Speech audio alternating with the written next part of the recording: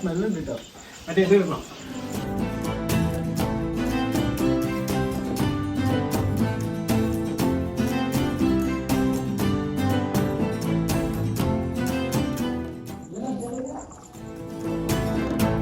ഇനി നിങ്ങൾക്ക് ചിക്കൻ കറി എടുത്ത് കഴിക്കാവുന്നതാണ്. ബിരിയാണിന്റെ